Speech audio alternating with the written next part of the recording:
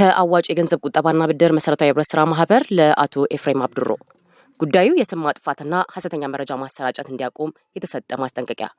እርስዎ በቲክቶክ የማህበራዊ ሚዲያ ላይ ማህበራችንን በተመለከተ ሐሰተኛ ያልተረጋገጠና የድርጅቱን መልካም ስም ተአማኒነትና ሙያዊ ዝና በከባድ ሁኔታ የሚጎዳ መረጃ ሲያሰራጩ መቆየታችሁን ደንበኞቻችንና አባላቶቻችን ካቀረቡት መረጃ እንዲሁም ካለን ማስረጃ ተረድተናል። በተለይም ማህበራችንን ከህግ ውጪ የወለድ መጠን እንደሚያስከፍል የብድር ሰነድ እንደማይሰጥና ሌሎች ተመሳሳይ ወንጀላዎችን በይፋ በማሰራጨት የድርጅታችንን ስም ለማጉደል የሚችል ድርጊት ፈጽመዋል።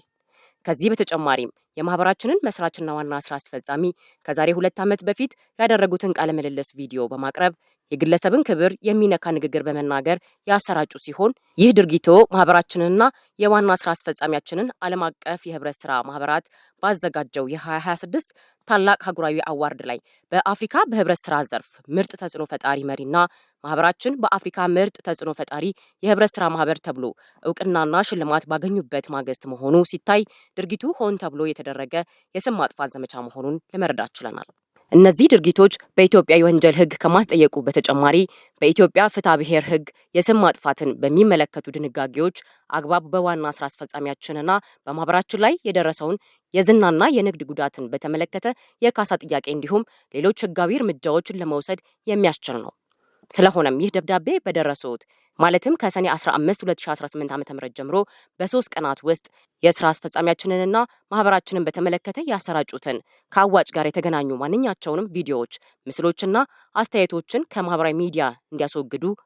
የተሰራጨውን መረጃ የሚያርምና ማህበራችንን ይቅርታ የሚጠይቅ የህዝብ መግለጫ እንዲያወጡ፣ ወደፊት በስራ አስፈጻሚያችንም ላይ ሆነ በማህበራችን ላይ ማንኛቸውንም ያልተረጋገጠ መረጃ ከማሰራጨት እንዲቆጠቡና በጽሁፍ እንዲያረጋግጡ እናሳስባለን። በማስጠንቀቂያው መሰረት ካልፈጸሙ ማህበራችን ጉዳዩን ለህግ አማካሪ ድርጅት በማስተላለፍ በፈጸሙት የስም ማጥፋት ድርጊት በወንጀል ከመጠየቅ ባለፈ